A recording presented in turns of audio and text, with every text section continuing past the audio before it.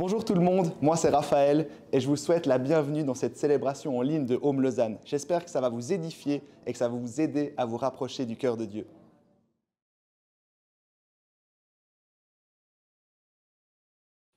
Je me réjouis avec vous de parler aujourd'hui de sexualité. Ça va être fun. Il y a une personne qui est content. Alors je sais que rien qu'en disant ça, il y a plusieurs, peut-être on se crispe un peu. On se dit, qu'est-ce qui va se passer? Pourquoi est-ce que je suis venu aujourd'hui? J'ai mal choisi ma journée. Il y en a qui se disent, ça ne me concerne pas. Je ne sais pas pourquoi je suis là. C'est un peu comme le sujet de l'argent. Quand je préparais ça, je me suis dit, c'est vraiment comme l'argent. Tu sais, il n'y a pas longtemps, on a parlé d'argent ici. Puis c'est aussi un autre sujet qui crispe. Puis c'est marrant parce que s'il y a deux sujets dans notre quotidien qui préoccupent la plupart d'entre nous chaque jour, on y pense, on a des réalités par rapport à ces choses-là, on est absorbé par ces choses-là, mais on ne veut jamais trop en parler à voix haute. L'argent et le sexe, deux choses on préfère qu'on n'en parle pas trop, c'est mieux, même si ça nous concerne tous. Alors rien que pour ça, rien que parce que ça nous concerne tous, je pense que c'est bien qu'on en parle. Et puis il y aurait vraiment plein d'autres raisons pour lesquelles il faut parler de sexualité. Puis je vais essayer de le dire un peu, mais j'ai envie en entrée de te dire, s'il te plaît, ne te crispe pas trop. Donne le bénéfice du doute.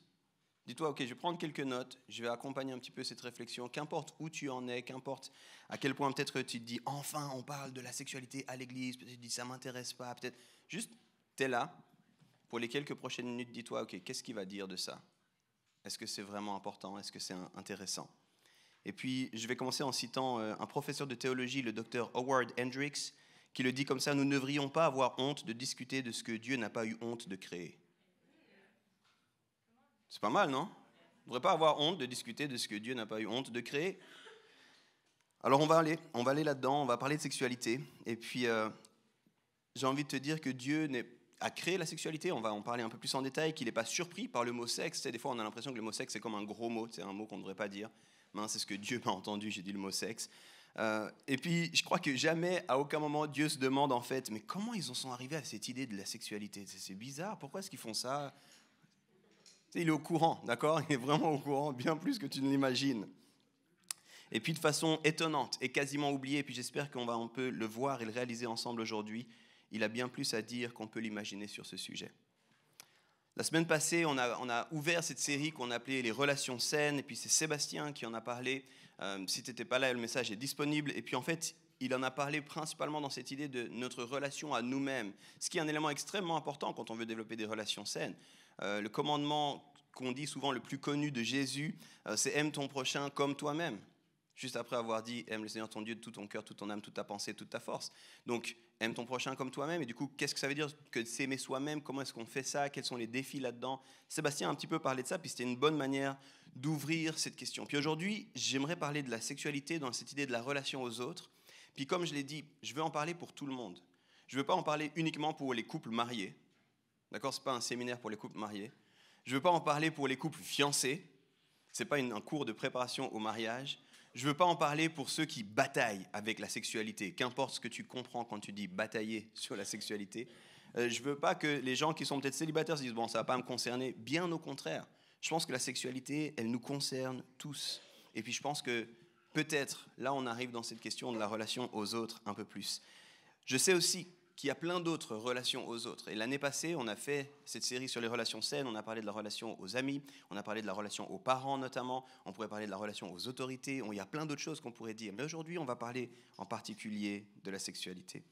Et puis, qu'est-ce que j'aimerais encore dire? Juste pour continuer à préparer ton cœur, que tu prépares ton application de prise de notes.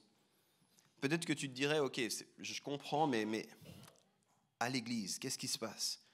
Et j'ai envie, pourquoi est-ce qu'on parle de ça à l'église? Ça te met mal à l'aise quand on en parle à l'église. Réfléchis un instant à une série que tu aimes bien. Réfléchis à une série que tu aimes bien et dis-moi s'il n'y a pas la sexualité dedans. Réfléchis à un film que tu aimes bien, dis-moi s'il n'y a pas une histoire d'amour, une histoire de sexualité dedans. Regarde les collègues, les discussions que tu peux avoir avec des collègues, avec des camarades de classe, avec des voisins. Regarde à quel point ce sujet est présent partout. Et puis, rien que pour ça, on doit en parler. Mais j'ai envie de te dire, il y a 5 raisons principales. Et là, il faut que tu commences à prendre des notes vraiment, parce qu'il y aura beaucoup de contenu aujourd'hui. 5 raisons principales pour lesquelles parler de sexe. Et si je te le dis, et si je te dis de prendre des notes, c'est parce que tu écoutes différemment quand tu prends des notes, mais c'est aussi, je suis quasiment sûr que tu auras envie de pouvoir revenir sur ce message. C'est ce que je crois profondément. Pourquoi est-ce qu'on parle de sexe à l'Église? Première des raisons, ce que tu penses du sexe est lié à ce que tu crois de Dieu. Ce que tu penses du sexe, indépendamment de qui tu es ou quoi, est toujours connecté à ce que tu crois de Dieu. Ça, on va le voir particulièrement en détail aujourd'hui.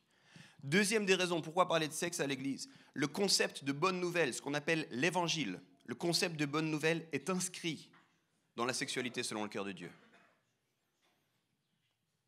Je ne sais pas si tu savais ça. Souvent, quand on parle de l'évangile, on dit simplement Jésus-Christ est venu, il est mort pour notre péché, il nous donne accès au Père, et puis on peut maintenant vivre en vie nouvelle. Mais le projet de ce grand projet-là, le projet de l'évangile est inscrit dans la façon que Dieu a de voir et de comprendre la sexualité. Troisième raison, pourquoi on parle de sexe, pourquoi on devrait parler de sexe à l'Église? Parce que partout autour de nous, il y a un agenda qui cherche à détruire la sexualité selon le cœur de Dieu. Quand tu regardes autour de toi, quand tu regardes ce que le monde est en train de te dire sur la sexualité, quels sont les grands messages qui sont transmis, 90% du temps, ça va à l'encontre de ce que Dieu a sur son cœur pour la sexualité. Et du coup, il faut réétablir un petit peu ici les choses. Quatrième raison, pourquoi est-ce qu'on parle de sexe à l'Église? On est tous brisés. Bonjour, bonne nouvelle, salut à toi, j'espère que tu vas bien. La Bible nous dit on est tous brisés. Il y a quelque chose qui ne va pas en nous, on en a conscience, on est à la recherche de quelque chose qui fait plus de sens. Et quand je te dis on est tous brisés, j'ai envie de te dire aussi au niveau sexuel. On est tous brisés. Et bien sûr, tu me diras, ce n'est pas une bonne nouvelle, ok? Mais c'est pour ça qu'il y a la cinquième raison. Jésus est venu pour nous racheter tous dans notre entièreté, et ça signifie y compris concernant la sexualité. Donc pour ces 5 raisons-là, on devrait parler de la sexualité. Je pense qu'on devrait prendre 8-9 heures pour couvrir rapidement ces 5 points. Alors rassure-toi, on ne va pas prendre 8-9 heures aujourd'hui.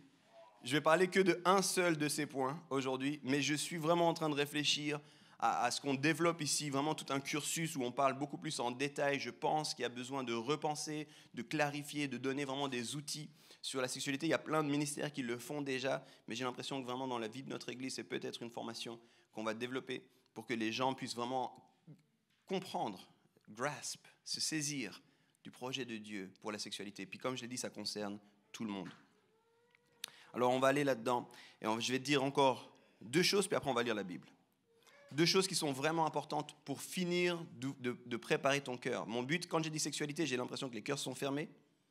Puis là, depuis avant, j'essaie juste que, ok, je m'ouvre à la possibilité que ça peut être intéressant. 2 dernières choses que je veux te dire, importantes. La première, je cite ici un ami pasteur de la région qui me disait un jour, je ne suis ni gynéco ni sexologue, je ne suis pas intéressé à ce que les gens font dans leur intimité. Ce qui compte pour moi, c'est qu'ils comprennent que Dieu est intéressé par leur intimité, parce que c'est lui le grand architecte de nos vies.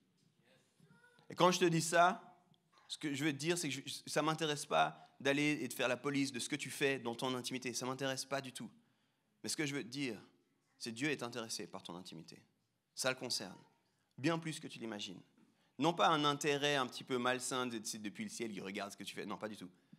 Il est intéressé parce qu'il sait que c'est fondamental et qu'il y a des choses profondes qui se passent sur qui tu es, sur comment tu vois le monde, comment tu développes dans le monde en lien avec ce que tu vis dans ton intimité. Et du coup, on ne va pas parler ici de détails sordides, tu peux tout de suite te mettre au large de tout ça. On va en parler pour essayer de comprendre c'est quoi le projet de ce grand architecte. Il n'y a pas de moment malsain. Des fois, les gens, quand on dit on va parler de sexualité, ils disent « Oh non, qu'est-ce qu'il va dire? Qu'est-ce qu'il va dire ?» Et surtout quand on en parle avec les jeunes. C'est parfait parce que j'avais la question « Jusqu'où je peux aller avec ma copine ?» Et il commence à dire tout ce qu'il fait avec sa copine. « S'il te plaît, arrête-toi là maintenant. Je n'ai pas besoin de savoir ça. Je n'ai pas envie de savoir ça. Ça ne m'intéresse pas, ces histoires-là. Ça te regarde. Moi, je veux te parler du grand projet de l'intimité, pas de ta vie à toi intime. » Je sais aussi, et c'est la dernière chose, que le sujet de l'intimité, c'est un sujet où plusieurs ont pu être blessés, soit blessés par ce qui a été dit, des fois dit depuis une plateforme d'église, blessés de ce qu'ils ont fait, avec des regrets, blessés de ce qu'on leur a fait. Et je sais que le sujet de l'intimité est sensible et privé. Puis je veux vraiment te dire, je respecte ça. Je suis très sensible à cette réalité-là. Mon but, ce n'est pas du tout de pointer du doigt qui que ce soit, quoi que ce soit. Mon but, comme je l'ai dit avant, c'est de ramener Dieu là, sur ce sujet qui est si important, sur son cœur, et du coup qui devrait l'être pour nous.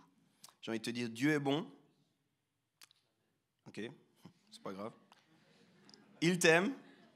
C'est pas grave. Il a un projet magnifique pour toi.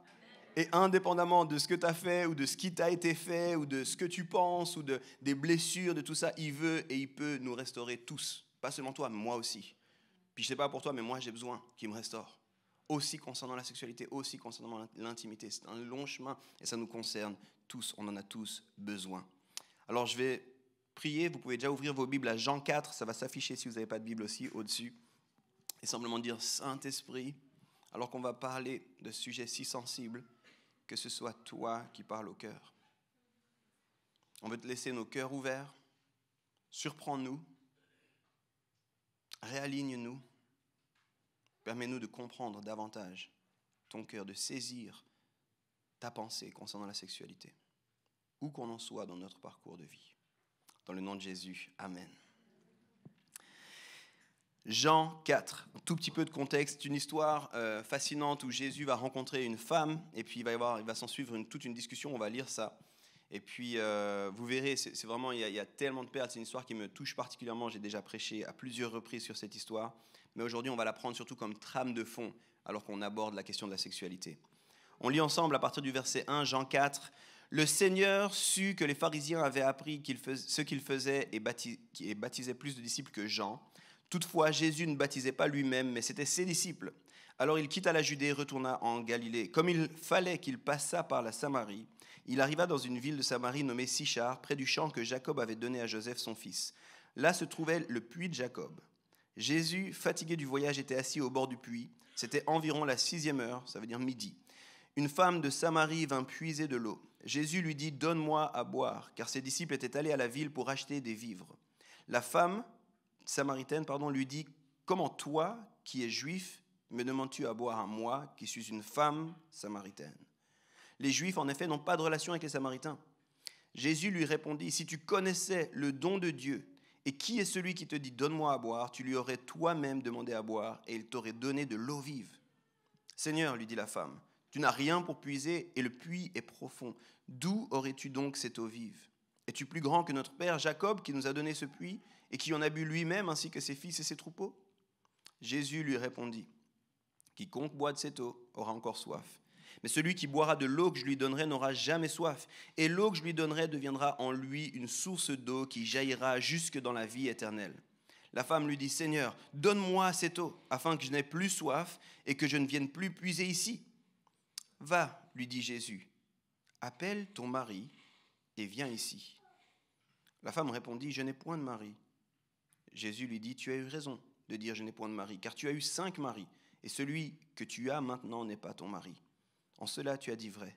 « Seigneur, lui dit la femme, je vois que tu es prophète. Nos pères ont adoré sur cette montagne, et vous dites, vous, que le lieu où il faut adorer est à Jérusalem. Femme, lui dit Jésus, crois-moi, l'heure vient où ce ne sera ni sur cette montagne, ni à Jérusalem que vous adorerez le Père. Vous adorez ce que vous ne connaissez pas. Nous adorons ce que nous connaissons, car le salut vient des Juifs. Mais l'heure vient, et elle est déjà venue, où les vrais adorateurs adoreront le Père en esprit et en vérité, car ce sont là les adorateurs que le Père demande.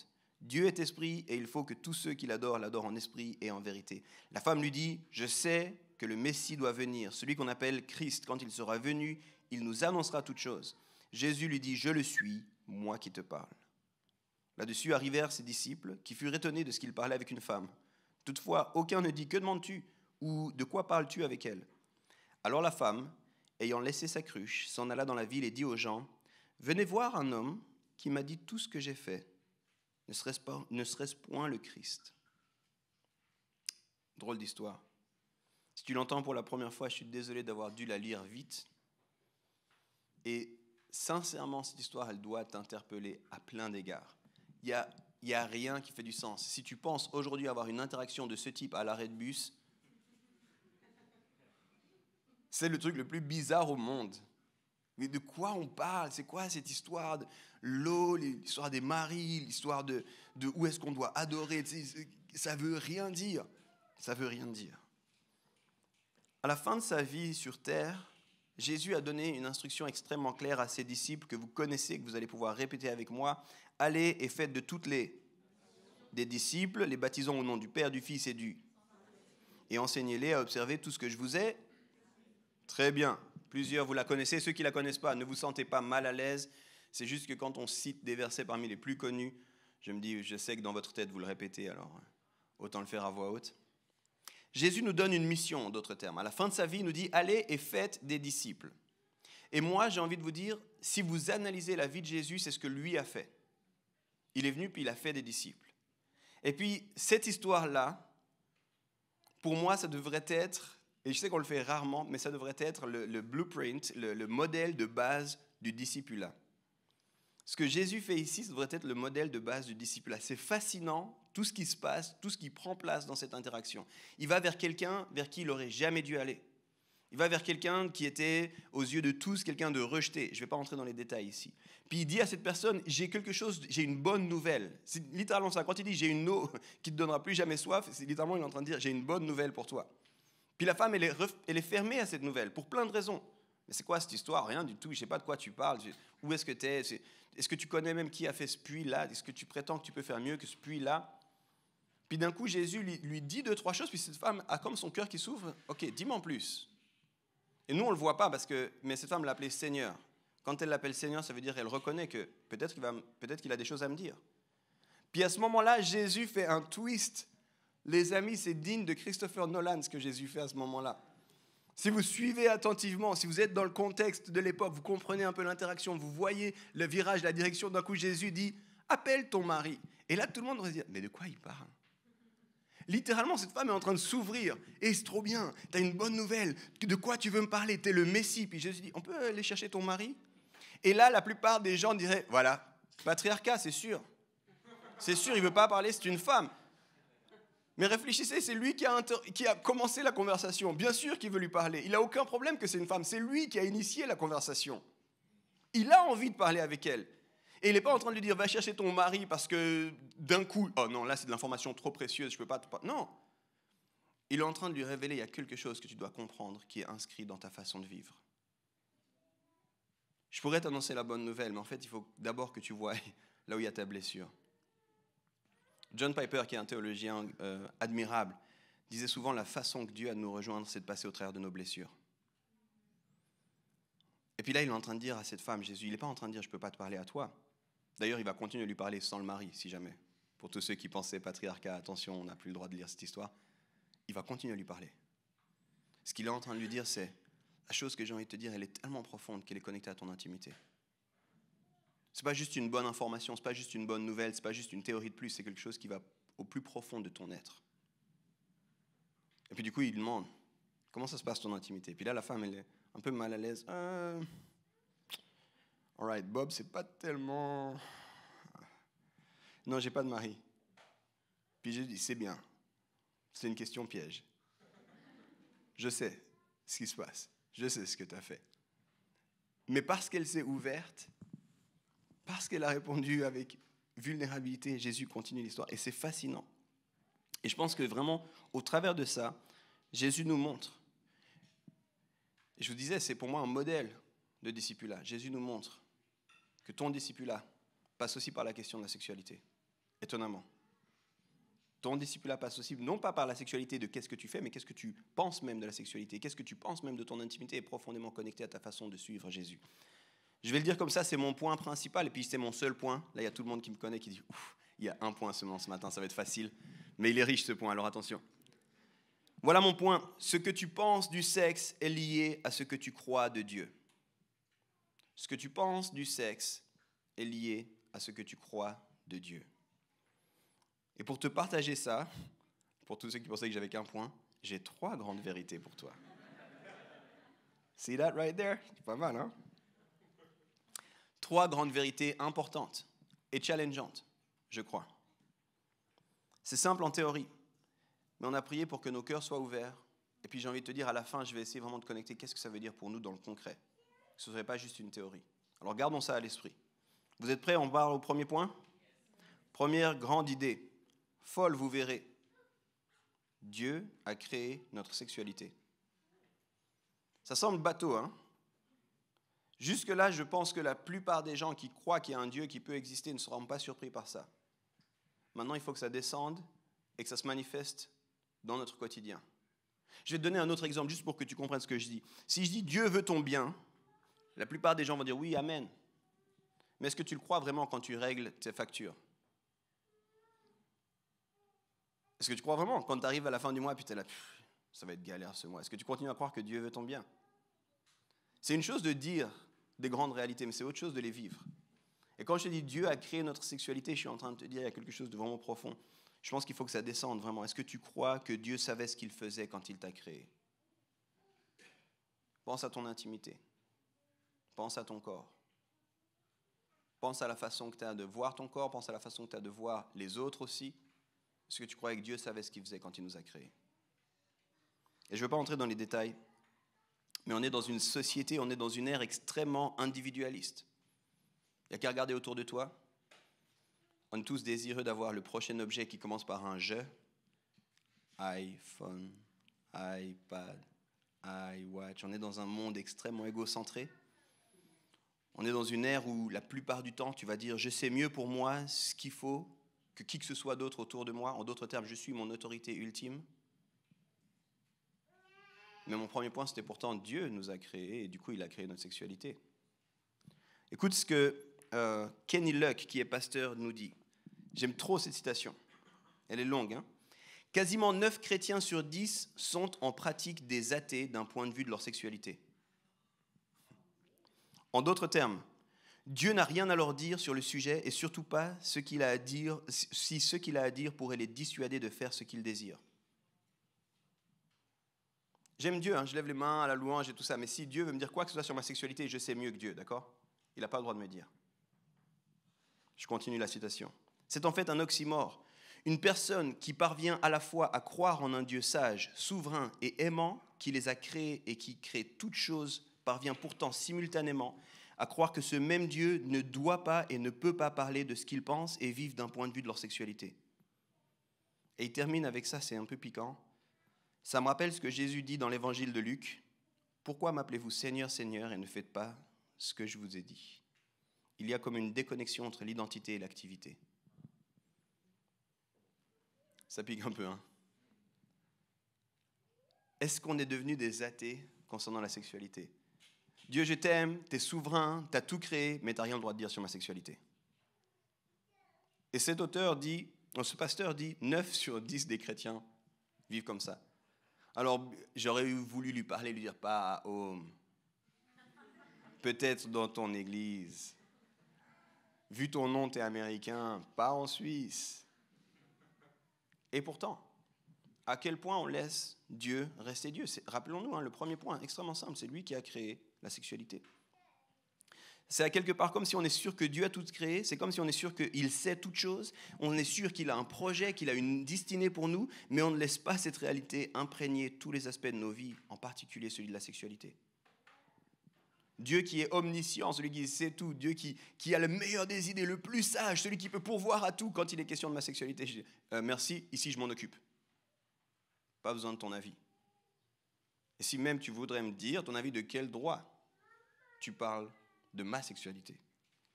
Très souvent, on voit notre sexualité comme une expression individuelle et personnelle de notre identité.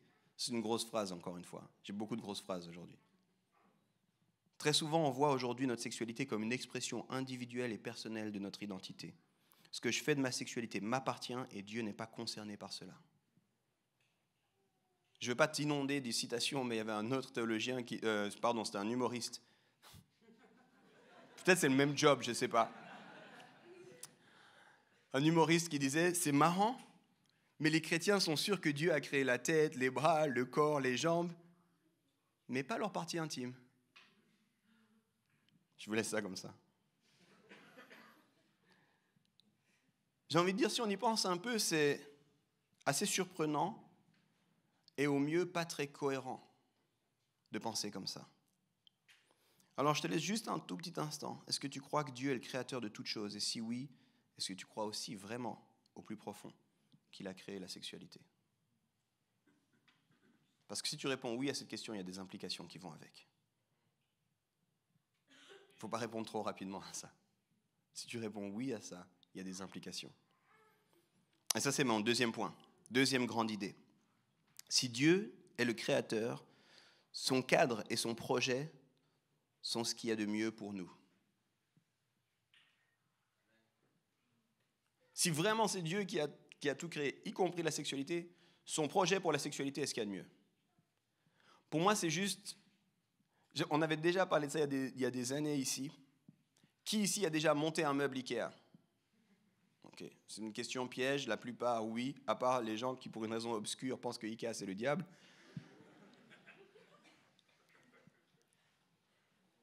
Tout le monde qui s'est attelé à monter un meuble Ikea a dû réaliser à un moment donné que même si on ne comprend pas tout, Ikea c'est mieux que nous, comment monter un meuble Ikea. Vous voyez ce que je veux dire? Vous avez toujours eu la personne courageuse, un peu téméraire, qui a voulu lancer dans le fait de monter un meuble sans le manuel. Arrivé à un moment donné, peut-être après avoir cassé quelque chose, peut-être après avoir tout monté en disant « mince, il manque cette planche, je pense qu'elle devait aller quelque part ».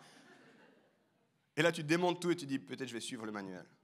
Pourquoi? Parce que la personne qui a pensé ce meuble sait exactement comment ça doit fonctionner. C'est vrai aussi pour Dieu. S'il est vraiment le créateur, il sait lui comment ça doit fonctionner. Indépendamment de ma capacité à moi de me penser tout capable, tout puissant, tout... si c'est lui qui a tout créé, alors son cadre est ce qu'il y a de mieux. Parce qu'il sait mieux que moi. On est encore aujourd'hui, avec toute la technologie, toutes les avancées, et je respecte profondément ça, on est encore en train d'essayer de comprendre comment fonctionne le corps humain.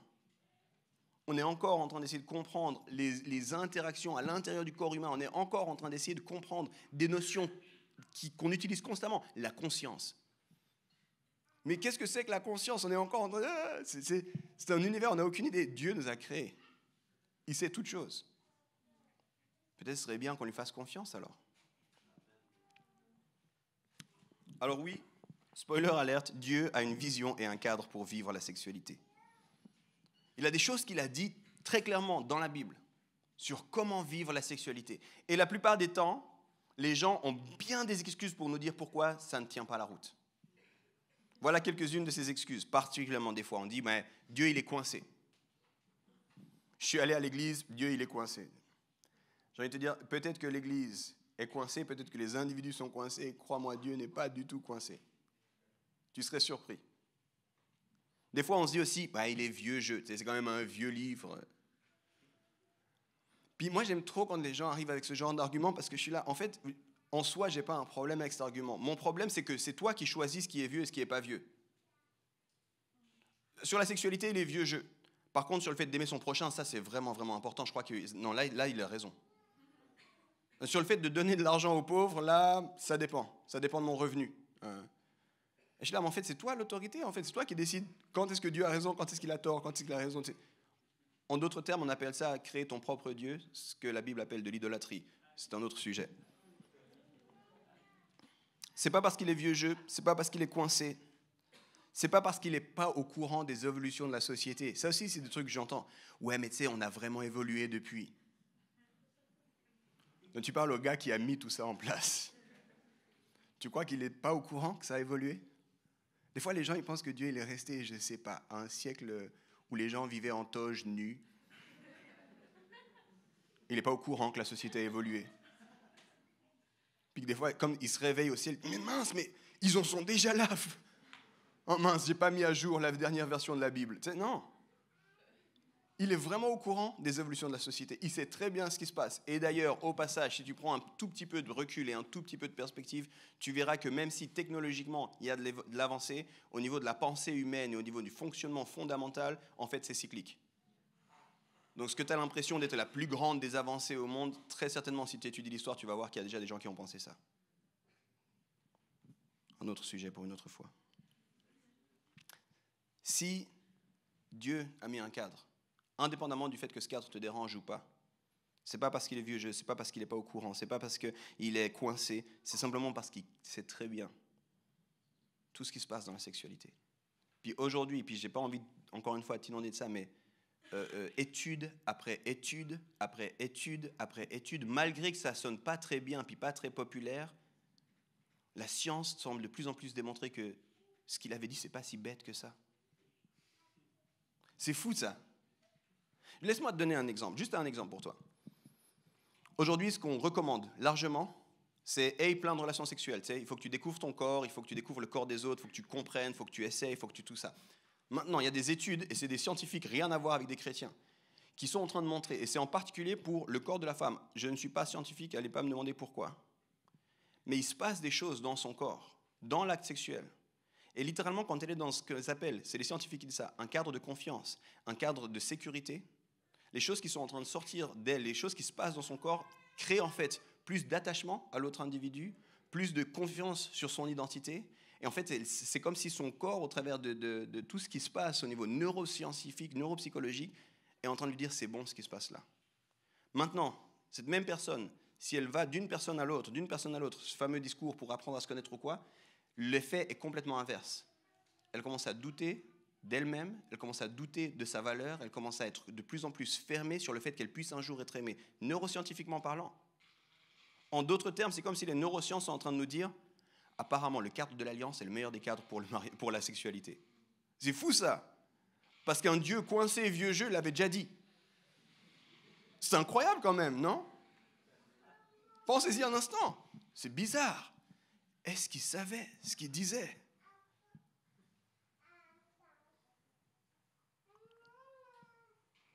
Voilà ce que Daniel Heimbach, qui est professeur d'éthique chrétienne, dit concernant les changements qu'on identifie dans l'Église. Ici, je parle à l'Église, notamment en lien avec l'influence des pensées humanistes. Écoutez bien.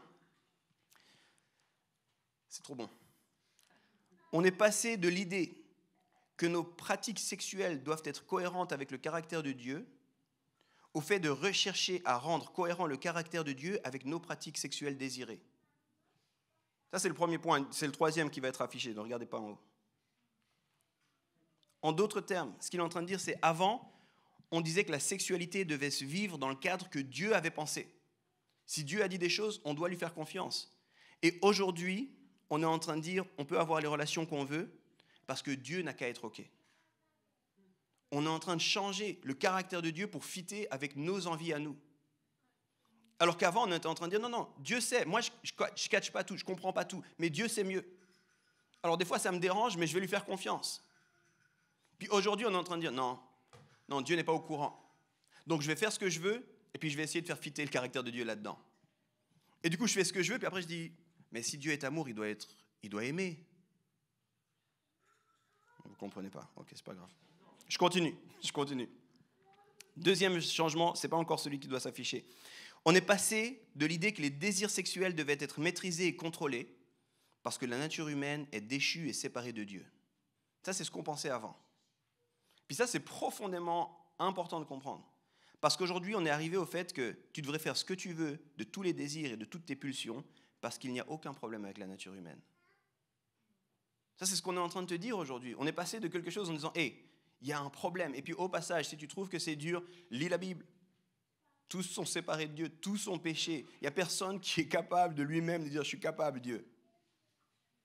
Tous. Et pas seulement sur la sexualité, dans la vie, tu sais, je l'ai dit, c'est un des points, on est tous brisés. Mais on arrivait sur la question de la sexualité en particulier de dire « bon, tu sais quoi, en fait, on n'est pas si mal que ça. J'ai des pulsions, je dois les vivre, et puis c'est comme ça. » Parce que finalement, au fond, je ne suis pas si problématique que ça. Une fois, je prêchais, puis j'ai dit « on est tous pécheurs ». Et quelqu'un m'a dit « non, pas les enfants ». Dans la salle, J'ai dit, bon, regarde, toi, t'as pas d'enfant, c'est sûr, alors. Je ne sais pas dans quel monde de bisounours tu vis, mais passe une journée, demande même pas avoir des enfants. Va dans une garderie et dis-moi qu'il n'y a pas de problème avec les enfants. Avant qu'ils aient Netflix, ils ont déjà des idées bizarres. Ils ont des comportements surprenants. Ils ont une conscience de juste et pas juste vraiment étonnante. Mais c'était fascinant parce que la personne était en train de me dire, non, on est parfait, du verbe naître, on est parfait. Et j'étais là, mais c'est quelle théologie ça?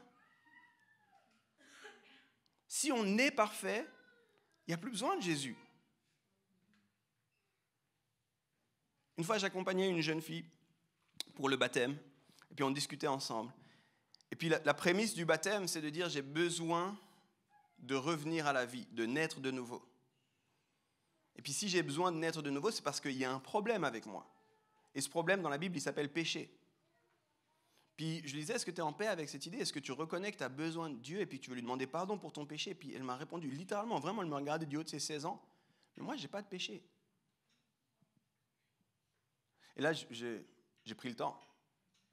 Ok, le péché dans la Bible, le mot qui apparaît le plus pour parler du péché, c'est kata. Et kata, ça veut dire manquer la cible. Est-ce que tu as vraiment l'impression que tu n'as jamais manqué la cible? Non. Ok. Parce qu'il y a les péchés que tu fais vraiment, que tu vis, où tu vas à fond, mais il y a les péchés que tu penses. Il y a des fois où juste dans ta tête, tu vois, ça, tu penses un peu trop vite, puis après tu dis, mince, c'est pas super bien cette pensée. Puis là, non. Et avec beaucoup d'amour. Aujourd'hui, on est encore en super relation, elle est baptisée, c'est des dizaines d'années ont passé que je te parle. Je lui ai dit, je suis pas sûr que je peux te baptiser. Parce que si tu crois pas que tu as besoin de Dieu, je sais pas pourquoi tu veux te baptiser. C'est en fait le point de départ, c'est juste de reconnaître qu'on n'est pas capable. C'est juste de reconnaître qu'on a besoin. Mais encore une fois, je pointe ça du doigt pour te dire, on est arrivé dans un temps où on pense qu'on est profondément bien et qu'on n'a pas besoin de Dieu. Et du coup, quand il est question de vivre notre sexualité, on dit, mais non, mais je peux vivre ce que j'ai envie de vivre parce qu'il n'y a pas de problème avec moi. Alors que pendant littéralement des siècles, le message biblique qui, lui, n'a pas changé, c'est le suivant. On a besoin de Dieu. On n'est pas bien. Désolé, mauvaise nouvelle. On a besoin de Dieu, on est tous brisés. Ça, c'est la prémisse biblique. Et écoute, le dernier shift que ce Daniel nous propose, nous sommes passés d'adorer Dieu, lui qui s'est incarné, en d'autres termes qui a pris un corps de chair, au fait d'adorer nos corps de chair parce qu'on en a fait des dieux. Je le redis une fois? Ça a été vite? Ok. Nous sommes passés d'adorer Dieu, lui qui s'est incarné, qui a pris un corps de chair, au fait d'adorer nos corps de chair parce qu'on en a fait des dieux. Hello, l'individualisme. Et si tu trouves que, ouais, c'est pas mal, lis Romains 1. Les créatures ont cessé d'adorer le Créateur pour adorer les créatures. C'est Paul qui le disait, de nouveau. Là, tu dis, Daniel, il dit bien, mais c'était déjà dans la Bible, en fait. Qu'est-ce que nous croyons de Dieu? Parce que ce que nous croyons de Dieu est lié à ce que nous pensons du sexe. J'aimerais terminer en rappelant un élément extrêmement important de la foi chrétienne. Parce que je l'ai cité avant en rigolant, puis je crois qu'il y a quand même beaucoup d'enjeux à comprendre ça. Dieu est amour ne signifie pas qu'il ignore notre péché. Puis ça, je veux juste le souligner. Le fait que Dieu soit amour est tout à fait vrai. Mais ça ne signifie pas qu'il ignore notre péché. Dieu a cette capacité d'être à la fois tout à fait amour et tout à fait saint. Et ça, c'est sa capacité à lui. Et le meilleur exemple que j'ai, qui est très limité, excuse-moi, mais encore une fois, c'est l'exemple des parents dans le naturel. Bon, il y a des débats là-dessus, alors je me lance. De toute façon, je m'attends après ce message à avoir des gens qui ne sont pas contents avec moi, donc voilà. Avec ma femme, on regarde beaucoup de trucs et surtout elle plus que moi, mais elle m'invite dans ses trouvailles sur l'éducation positive, sur comment est-ce que c'est bien d'éduquer les enfants, comment parler avec les enfants et tout ça. Et on est les deux d'accord sur le fait que cette idée a été allée beaucoup trop loin. On en est rendu des fois où je lis des trucs et je suis là, mais attends, à ce moment-là, c'est mon enfant qui devient parent en fait. C'est incroyable cette histoire. Je peux plus rien lui dire. Il sait tout. Ton enfant, littéralement, il est à table, il jette les verres, il jette l'assiette. Toi, tu lui dis bravo! Tu t'entraînes au jonglage. Mais c'est quoi cette idée? Non, je m'excuse. Ça, c'est pas un frisbee, c'est une assiette. Arrête de la lancer. Et il y a les fervents défenseurs qui disent, mais quelle violence, il va traumatiser son enfant. Non, je lui apprends la vie. Dans la vie, il va y avoir des non. Puis c'est important qu'ils le comprennent. Parce que je ne sais pas si quand tu es sur la route, tu dis je fais comme je veux ou bien tu respectes les feux rouges. Tu respectes les feux rouges. Tu ne dis pas ouais, mais moi je pense que peut-être il se trouve que je connais comment le carrefour est organisé, je vais vite. Non, tu respectes le feu rouge. Tu respectes le feu rouge parce qu'un jour tu as appris que, tu sais, il y a un feu qui veut dire quelque chose, on respecte ça. Mais on est rendu au stade où on n'a rien le droit de dire, on n'a rien le droit de faire. Et des fois, les gens pensent que ça, Dieu est amour, alors c'est bon. Tu sais. C'est bon, Dieu est amour, alors c'est dire que je peux pécher, c'est pas grave. Je peux faire comme je veux parce que de toute façon, il est amour. Puis s'il n'est pas content, mais il sera content à la fin parce qu'il m'aime. Non, ce n'est pas tout à fait exact en fait. Dieu est venu pour nous sauver. Ça signifie qu'on a besoin d'un sauveur. Il faut qu'on veille à ne pas croire que Dieu n'est pas profondément affecté par notre péché. Aussi concernant la question de la sexualité. Je vais donner volontairement des exemples un peu plus chocs maintenant. J'attends fermement, je suis marié pour ceux qui ne savent pas, j'ai des enfants, d'accord ? Imaginons que j'attends fermement en disant « ouais, c'est juste, je crois que Dieu attend le mariage pour la sexualité, mais tu vois, j'ai ces pulsions, alors c'est ok que j'aille regarder du porno et puis que j'aille me masturber parce que, tu sais, mais j'attends le mariage pour l'acte sexuel. Puis Dieu, il comprend, c'est difficile d'attendre. Et je crois que, sincèrement, il n'y a pas de problème avec ça, mais il y a un problème quand tu commences à penser comme ça. Quand tu commences à penser que Dieu n'est pas affecté par le fait que tu vis ta sexualité comme toi tu l'entends plutôt que comme lui il le veut. Et tu dis, ouais, mais il est amour, il doit bien comprendre. Il sait tout, il sait que c'est dur pour moi. Oui, il sait que c'est dur pour toi, mais ça ne veut pas dire qu'il est OK avec le fait que tu ailles vivre ta sexualité en dehors du cadre qu'il a proposé. Plus proche pour moi, pour les gens qui sont mariés. Ouais, mais tu vois, c'est difficile des fois dans le couple, il faut qu'on pimente la chose, donc on va commencer à regarder la sexualité, des films porno ensemble pour pimenter les choses. Il y a un problème à ça, les amis. C'est pas du tout ce que Dieu désire. Ouais, mais il comprend, tu sais, ça fait 10, 15, 20 ans qu'on est ensemble, il faut quand même qu'on alimente un peu le truc. Non, pas comme ça. Pas comme ça. Ce que vous êtes en train de faire là, en fait, c'est mauvais, et puis ça attriste profondément le cœur de Dieu. Il se dit pas, tu sais, je suis amour, alors c'est OK. Je comprends. Non, je sais. J'aurais dû mettre le niveau de difficulté un peu plus bas sur les pulsions, je suis désolé. Quand je vous ai créé, j'ai mis le curseur trop haut, je sais pas comment faire maintenant, alors... Bon, regardez du porno, en fait, enfin, allez-y. Mais qu'est-ce qu'on croit de Dieu, les amis ? C'est grave où on en est arrivé. C'est vraiment grave. Dieu a voulu la sexualité. On l'a dit au départ, il l'a créée, il a voulu la sexualité. Et au passage, la sexualité dans le cœur de Dieu, c'est quelque chose de magnifique. Je te l'ai donné juste avant. Je t'ai dit, il y a quelque chose de très très bon dans la sexualité. Et maintenant, entends-moi bien, c'est pas la fin de l'histoire non plus. Je ne vais pas vous demander de lever la main, mais je suis sûr qu'il y a des célibataires dans la salle. Tu n'as pas besoin de vivre la sexualité pour vivre ton discipulat. Tu n'as pas besoin de vivre la sexualité pour être épanoui dans ta vie. Je parle à des fiancés dans la salle. Tu n'as pas besoin d'être tiraillé et tout ça. Il y a quelque chose de merveilleux. Si seulement j'avais le temps de te parler du deuxième point. Comment l'évangile est inscrit. Tu verrais qu'en fait, c'est juste les prémices. C'est juste pour que dans notre corps, il y a quelque chose qui est signifié de beaucoup plus important que la sexualité. Et c'est tout à fait OK de le vivre dans le bon cadre, mais c'est tout à fait OK de décider de ne pas le vivre ou de ne pas pouvoir le vivre pour un moment. Il n'y a pas de problème avec ça. Mais il faut qu'on repense la sexualité selon le cœur de Dieu. Dieu a voulu la sexualité, c'est quelque chose de magnifique, il a un projet pour la sexualité est une bonne chose.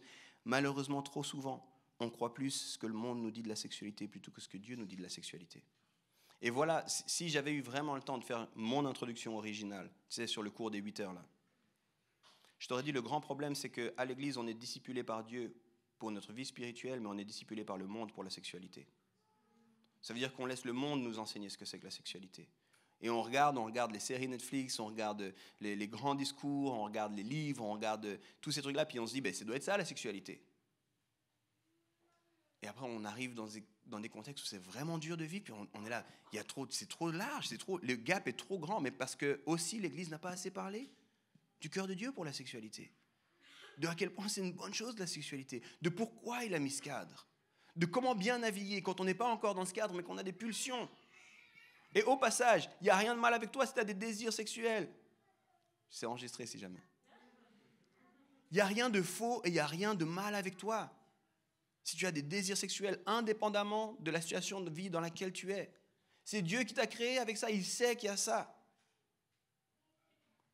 Mais ça ne veut pas dire que tu dois répondre à tous ces désirs et toutes ces pulsions. J'ai l'impression que la sexualité, c'est le seul endroit où on se donne ce droit. On va être honnête entre vous et moi. Il n'y a que moi qui suis filmé. Est-ce qu'il y a déjà quelqu'un qui s'est dit, cette personne, je lui mettrais bien une claque ? Il n'y a que moi ? Quelques mains ? OK. Les courageux. Tu as une pulsion de violence envers quelqu'un. On est tous d'accord de dire, c'est bien que tu te retiennes là. C'est bien que tu te retiennes, même. C'est bon. Je comprends que tu as une pulsion de violence. C'est bien que tu te retiennes. Mais arriver sur la question de la sexualité, on dit non, mais tu sais, c'est une pulsion, il faut que j'y aille. Subitement. Sur ce sujet-là, c'est pas bon de se retenir. Puis des fois, les gens ils disent « Ouais, mais tu sais, c'est dur et... » Je sais pas, et je sais que c'est dur et je vais jamais minimiser ça. C'est notamment dur parce qu'on est dans une société hyper sexualisée, sursexualisée. Ce que nous, on a appelé aussi la société pornéa. Et du coup, c'est d'autant plus dur dans cette société dans laquelle on est.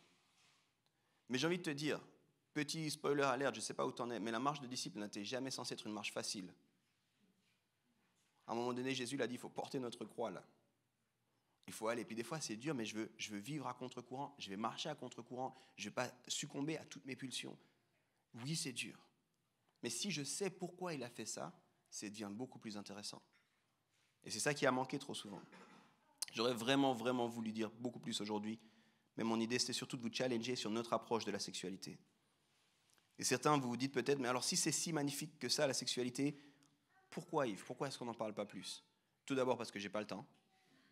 Puis il fallait qu'on pose la base aujourd'hui, ok ? Et on va préparer un cours, et puis il y aura vraiment des choses. Venez avec vos questions si vous en avez vers moi.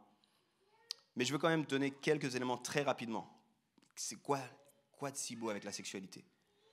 Et là, il faut que tu m'écoutes vite parce que sinon je me perds et puis après, il faut que je reste dans mes notes. Tu m'excuseras. La sexualité, elle est connectée avec ton désir profond d'être en union, de vivre une relation d'alliance. On a été créés comme des êtres relationnels. Et l'endroit le plus fort de cette relation, c'est ce qu'on appelle une relation d'alliance. Puis en fait, c'est marqué dans notre cœur, mais c'est marqué dans notre corps. On vit dans l'attente de pouvoir être dans la présence de Dieu. Depuis le jardin d'Éden, on est séparés de Dieu. Puis on vit dans cette attente-là. Et Dieu voulait nous montrer comment, dans le corps, c'est vrai cette réalité. C'est pour ça qu'il a fait l'homme et la femme. Puis c'est pour ça qu'il a dit, vivez quelque chose. Quand vous êtes ensemble, dans le cadre de l'alliance, en fait, c'est les prémices de quelque chose de plus grand qui va arriver. Vous êtes en train de vous rappeler qu'il y a quelque chose de plus important qui arrive. Vous êtes en train de montrer au monde qu'il y a quelque chose de plus important qui existe. Et c'est une bonne chose. Et il y a des fruits qui viennent de ça, qui s'appellent les enfants notamment. C'est une bonne chose que ça. La plupart d'entre vous, vous êtes au courant de la phrase de Blaise Pascal qui dit qu'on a un trou en forme de Dieu dans nos cœurs. J'ai envie de te dire, c'est aussi dans nos corps ce trou-là. On soupire après quelque chose. On a envie de quelque chose. Dieu nous a créés pour avoir des désirs de quelque chose d'autre. Maintenant, comme je l'ai dit, avoir des désirs ne veut pas dire qu'on doit tous succomber à ces désirs. C'est juste comme il nous a fait, comme il nous a construits littéralement. Et dans l'histoire que j'ai lue au départ, Jésus dit à la femme, si tu savais, puis il dit quoi à la femme ? Il y a quelque chose que tu as besoin, il y a quelque chose que tu as envie. J'ai une eau, si tu bois de cette eau, tu n'auras plus jamais soif. Il est en train littéralement de pointer le doigt là-dessus. Puis quand la femme dit, mais attends, parle-moi de cette eau, il dit quoi ? Va chercher ton mari. C'est inscrit dans ton corps, tu as été dans cette réalité, tu as espéré. Et là, pour le passage aussi, entendez-moi bien, cette femme, qu'elle a été divorcée 5 fois, c'est-à-dire qu'elle a été rejetée 5 fois. Dans ce contexte, la femme n'avait pas le droit de divorcer de son propre chef. Puis Jésus, il n'est pas en train de lui pointer du doigt, de lui dire t'es nul, t'es pas capable. Il est en train de dire je sais que tu désirais quelque chose, je sais que tu as vécu quelque chose qui te faisait soupirer, mais ce quelque chose, il n'y a que moi qui peux te le donner. Et c'est connecté avec ton intimité aussi. Quand Dieu a créé l'être humain, il a dit il n'est pas bon que l'être humain soit seul. L'intimité, c'est magnifique et c'est dans cette intimité qu'il y a un plaisir qui est disponible, que Dieu a voulu ce plaisir, qui n'a rien à voir avec une performance, qui n'a rien à voir avec un nombre d'orgasmes, qui n'a rien à voir avec la durée d'un acte sexuel, mais qui a tout à voir avec le fait d'être vu, d'être connu, d'être aimé. Ça, c'est l'intimité. Ça, c'est la sexualité selon le cœur de Dieu. Le problème, c'est que le monde ne te le dira jamais, ça. Le monde, il est en train de te dire, c'est à propos du plaisir que toi, tu peux avoir. C'est à propos du plaisir que tu devrais avoir le droit d'expérimenter. Et littéralement, le monde, il est en train de te dire, la sexualité, c'est pour toi. Dieu, il dit, la sexualité, c'est pour l'autre. Le monde, il est en train de dire, la sexualité, c'est juste pour l'orgasme que tu vas avoir ou les orgasmes que tu vas avoir, puis tu seras vraiment heureux. C'est cette fameuse nuit où j'ai été au 7e ciel. Puis Dieu, il est en train de dire, la sexualité, c'est juste des prémices, des choses qui vont venir. Il y a une réalité beaucoup plus grande qui est là. La réalité, la sexualité, c'est un avant-goût du bonheur que Dieu nous réserve. Et c'est de loin pas à propos uniquement d'un plaisir physique, mais c'est à propos d'un besoin de nos cœurs. Et c'est pour ça que quand on réduit la sexualité uniquement à une activité physique, on passe à côté. Et c'est pour ça qu'étude après étude, on est en train de dire, on est en train de détruire les générations qui arrivent. Notamment parce qu'on est en train de dire, c'est que à propos du corps. Pourtant, la réalité, c'est qu'il y a beaucoup plus qui se joue que le corps. Et ça se voit par la suite.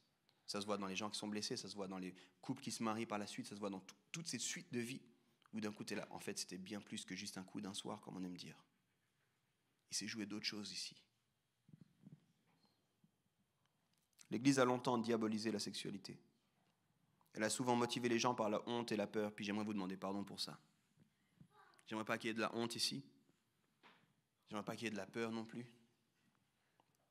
Je veux pas que quiconque soit ici dans cette question de « Ah bon, bah alors voilà, moi je suis mauvais ou quoi », il y a de la grâce pour toi. C'est pour ça que j'ai utilisé cette histoire comme trame de fond. L'histoire, elle est magnifique. On pourrait penser que cette fille ou cette femme était dans la honte, et littéralement, il y a plein d'éléments du texte qui nous montrent qu'elle était dans la honte.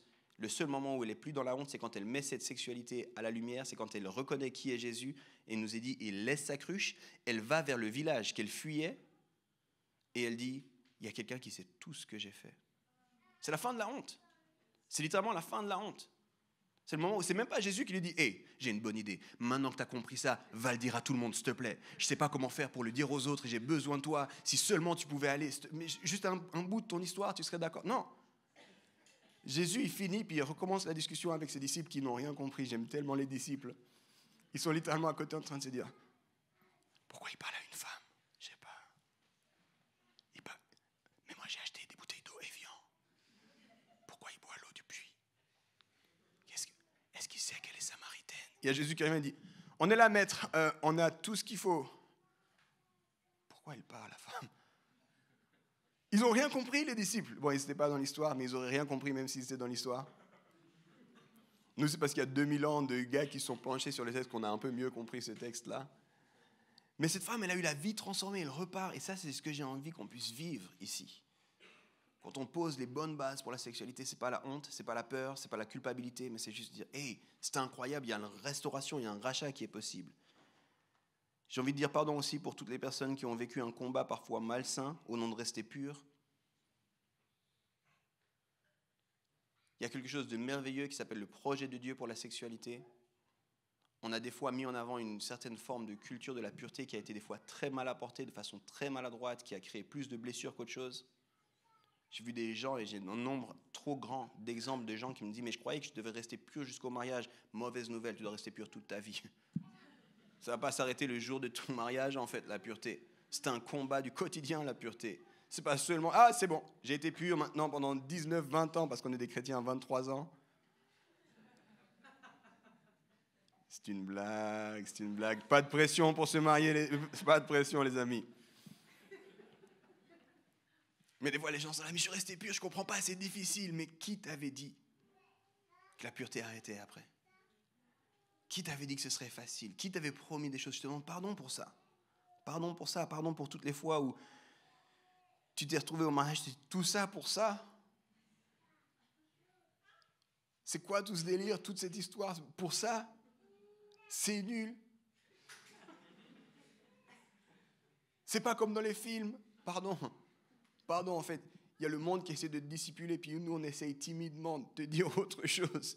Puis le monde te bombarde de messages à longueur de journée, puis nous, on essaie de te dire timidement, Dieu a un autre projet qui est beaucoup plus beau, beaucoup plus grand, beaucoup plus profond. Pardon pour toutes celles et ceux qui bataillent avec leur image de leur propre corps, qui se mettent une pression incroyable, qui ont l'impression qu'il y a un problème avec eux ou elles. Pardon pour tous ceux qui se mettent une pression malsaine dans le cadre du couple. Et j'ai vraiment pas envie d'ajouter rien à vos défis. J'ai envie de vous dire 3 choses. Dieu a créé la sexualité. Il a un design qui est juste, bon, merveilleux pour cette sexualité. Et oui, il est amour, mais ça ne veut pas dire qu'il est OK avec notre péché. On ne devrait pas limiter cette réalité de la sainteté de Dieu par rapport à l'amour de Dieu. Il est capable de vivre les deux pleinement.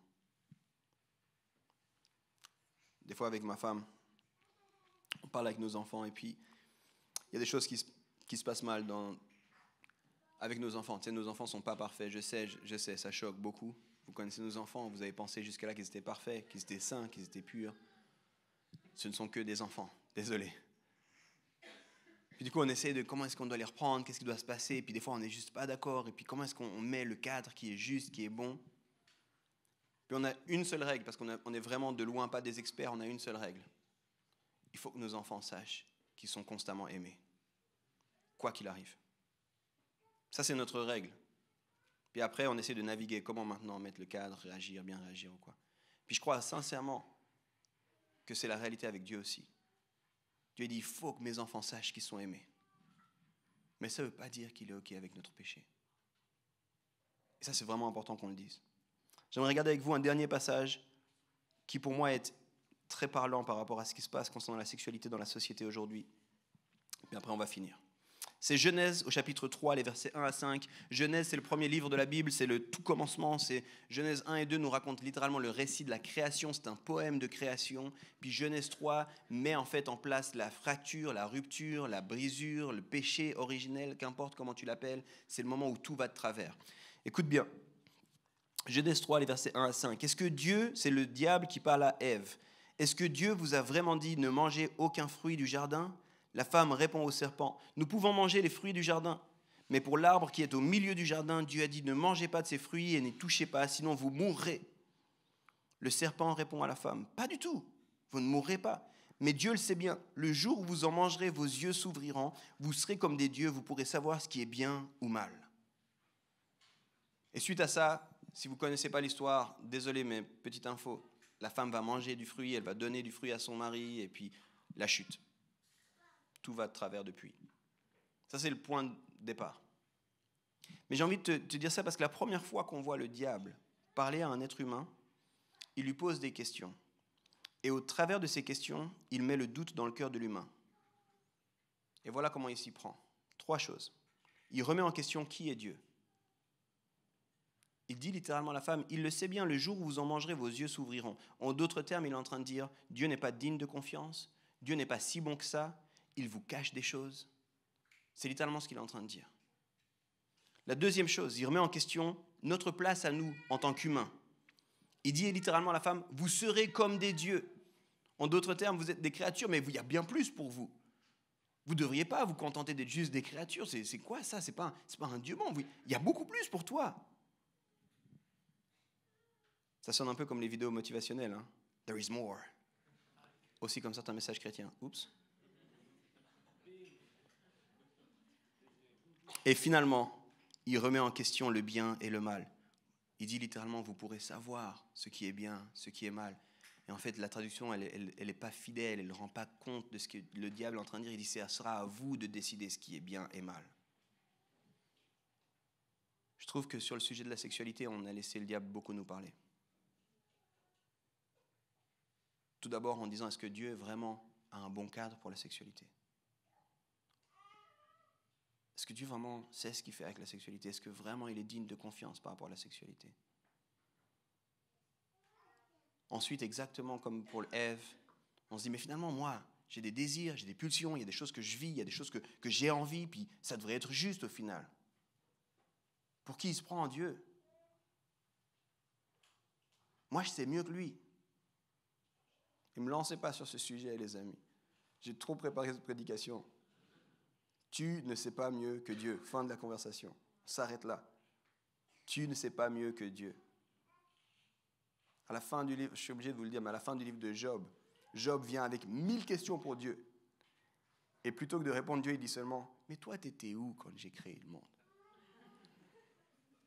Et des fois, je me dis, c'est vraiment, mais Dieu, tu comprends pas, j'ai des envies, j'ai des pulsions, t'es pas juste, t'es pas... Et j'imagine juste Dieu dans son amour. Viens ici, viens plus près, viens plus près.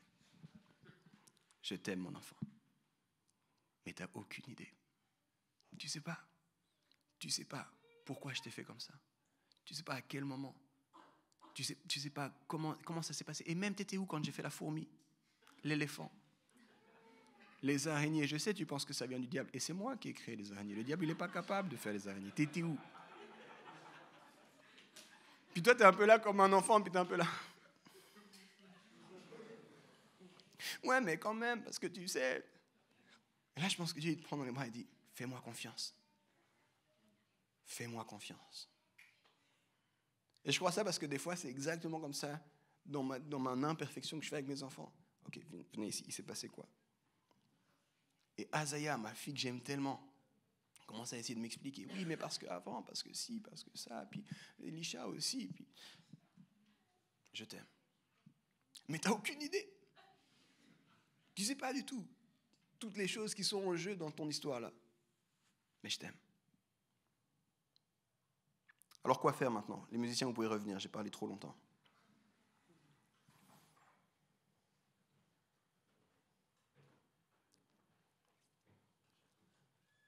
Quand je préparais ce message, j'avais 2 enjeux principaux. 3. Premier enjeu, que vos cœurs ne se ferment pas. Deuxième enjeu, réduire 8 à 12 heures de cours à essayer de faire 40 minutes. Troisième enjeu, ne pas en faire que de la théorie. Qu'est-ce que vous allez faire de ce message? Et tout du long, notamment dans la prière, je me disais, qu'est-ce qu'ils peuvent faire de ce message, Seigneur? Qu'est-ce qu'ils peuvent faire de ce message? Puis, je ne vais pas aller dans les détails, mais il y a ce qu'on appelle une théorie du changement, une théorie pratique du changement. Puis c'est quelque chose qui m'anime énormément quand je prépare les prédications, c'est de me dire il faut que les gens puissent faire quelque chose de ça, parce que je n'ai pas envie que ce soit de l'information, j'ai envie que ça crée de la transformation. Et du coup, je dois réfléchir, c'est comment qu'on peut faire ça. Et voilà 2 choses que je peux te laisser. Il y a 4 éléments fondamentaux, mais je t'en laisse 2 maintenant. On est formé par les histoires que nous croyons. Les histoires qu'on croit nous façonnent profondément. Puis ce que j'avais envie ce matin, c'est de te raconter juste une autre histoire sur la sexualité. Je sais qu'à certains endroits, ça a pu être challengeant, mais ce que j'avais envie de te dire, c'est et si on repensait toute cette histoire de la sexualité? Si on déconstruisait, littéralement, c'est ce que j'ai essayé de faire, déconstruire en partie ce que le monde ne cesse de nous dire et essayer de te donner des bonnes bases pour reconstruire quelque chose d'autre. Mon envie, c'est de te donner une autre carte mentale. Parce que si les histoires qu'on raconte, elles nous façonnent, puis elles nous donnent, à fur et à mesure, elles nous donnent des cartes mentales, tu comprends? Si tu crois vraiment à une histoire, au bout d'un moment, ça te donne comme une carte mentale. Puis une carte mentale, c'est comme, aujourd'hui, la plupart d'entre vous, si vous partez d'ici, vous savez comment vous rendre à la maison. Vous avez une bonne carte mentale de comment vous rendre à la maison. Mais si vous avez une mauvaise carte mentale, vous allez vous retrouver au mauvais endroit, vous comprenez? Et puis c'est ce qui est en train de se passer avec le monde. Il nous raconte une histoire sur la sexualité, et puis littéralement, la seule chose qui va, c'est que la sexualité va de mal en pire. Puis ça, je pense que la semaine prochaine, Pierrick en parlera encore plus. Mais j'ai envie de dire très simplement, très naïvement, si ce que le monde nous dit est si vrai sur la sexualité, depuis la révolution sexuelle, on devrait aller de mieux en mieux. C'était enfin la liberté, c'était fini, c'est bon, on a compris, on sait maintenant mieux, on devrait aller de mieux en mieux. La réalité, c'est que les problèmes ne font que de se multiplier. Plus que jamais auparavant. Oui, on en parle plus, mais il y en a aussi beaucoup plus qu'avant. Il y a des nouveaux problèmes. Puis on sait, on est toujours plus perdu sur la sexualité. Parce qu'on a une mauvaise carte mentale. Puis c'est pour ça que j'insistais tellement au départ. Prenez des notes. Parce qu'on essaie de poser un nouveau départ d'une nouvelle carte mentale sur la sexualité. C'est aussi pour ça que cette série va revenir encore et encore et encore et encore et encore. Parce qu'on a envie d'insister pour que les gens puissent avoir une carte mentale beaucoup plus saine sur la sexualité. Et si tu veux faire quelque chose de ce message, toi, tu peux te poser ces 2 questions, 3 questions. Est-ce que Dieu s'intéresse à ma sexualité? Et vraiment, prends le temps de réfléchir à ça. Est-ce que Dieu, tu t'intéresses? Parle-en avec lui. Est-ce que ça t'intéresse vraiment, ma sexualité? Est-ce que ça t'intéresse ce que je crois, les premières fois que j'ai été confronté à des images sexuelles? Est-ce que ça te croit, est-ce que ça t'intéresse mes pulsions? Est-ce que ça t'intéresse ma sexualité? Deuxième question, est-ce que moi je m'intéresse à ce que lui il a à dire de la sexualité? Est-ce que sincèrement tu te dis, plutôt que l'église, plutôt qu'un pasteur, plutôt qu'un message aussi bon ou mauvais soit-il, est-ce que je suis capable de trouver ce que Dieu dit de la sexualité?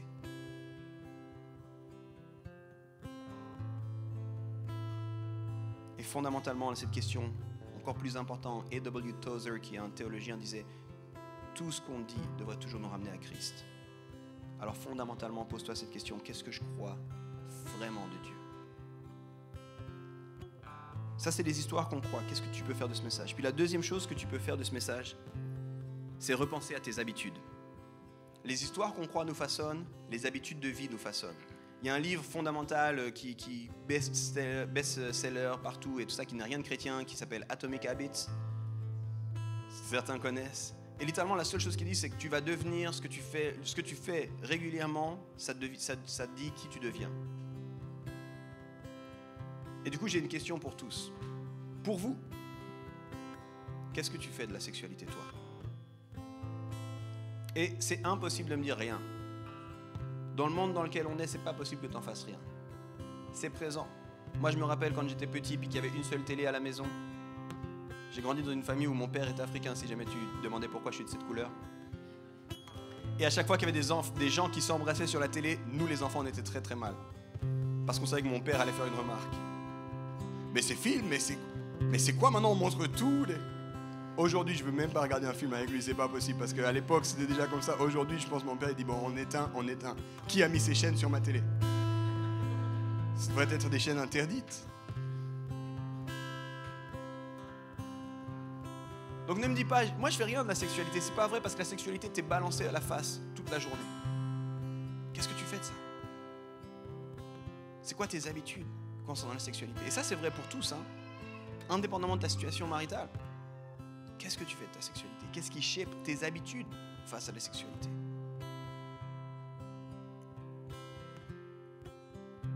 J'aimerais terminer en priant avec vous.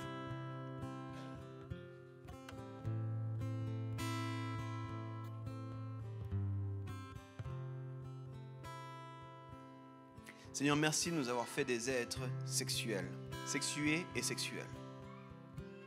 Merci d'avoir inscrit ça au plus profond de qui nous sommes, à la fois dans notre identité génétique, dans notre identité physique,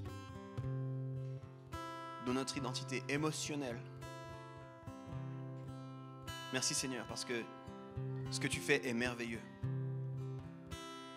Seigneur, on est dans cette réalité où le monde nous a disciplinés. Le monde nous a dit quoi faire, quoi penser, comment vivre la sexualité. Puis je vais te demander pardon et je vais te dire, Seigneur, que ta voix soit plus forte dans nos vies que celle du monde. Qu'on puisse être plus désireux de comprendre ton projet pour notre sexualité, où qu'on en soit. Pardon pour toutes les fois où l'Église en a mal parlé. Pardon pour toutes les fois où l'Église s'est tue tout simplement. Pardon pour toutes les fois où on a blessé, mis la honte, la culpabilité, la peur dans le cœur des gens. Seigneur, je veux prier pour toutes les personnes où la sexualité est difficile parce qu'ils ont été profondément blessés en lien à ce qu'ils ont vécu, parce qu'ils ont développé des peurs justement. Seigneur, au travers de ce message, que ton Saint-Esprit puisse venir et puisse libérer. C'est un sujet intime, mais j'aimerais vraiment, je sens ça, il y a des gens, il est temps que vous trouviez quelqu'un avec qui vous pouvez mettre à la lumière des choses que vous avez vécues. Des choses qu'on vous a faites, des choses que vous avez faites. Je veux dire, ça c'était vraiment dur pour moi. Peut-être vous êtes senti dans la pression dans une relation. Peut-être vous avez vécu des formes d'abus dans une relation. Peut-être que vous avez vécu des situations difficiles. Peut-être que vous avez fait des choses. Vous êtes enfermé dans le secret, vous avez fait des choses. Puis je ne vais pas vous demander maintenant de lever la main, je ne vais pas vous demander d'aller vers l'équipe de prière. Je vais vous demander de trouver quelqu'un avec qui vous pouvez partager ça et avec qui vous pouvez prier. Et Seigneur, pour terminer cette prière, j'aimerais te demander qu'ici, en tant que communauté, en tant que famille spirituelle, on puisse être un lieu de restauration concernant la sexualité, mais qu'on puisse être aussi un lieu qui incarne et qui proclame un message différent. Non pas au travers simplement de slogans ou de posts sur les réseaux sociaux, mais au travers de vies qui vivent véritablement ce qu'elles disent croire. Que tu es bon, que tu as un projet, que tu es le créateur de toutes choses et qu'on se soumet à ton plan. Dans le nom de Jésus-Christ. Amen.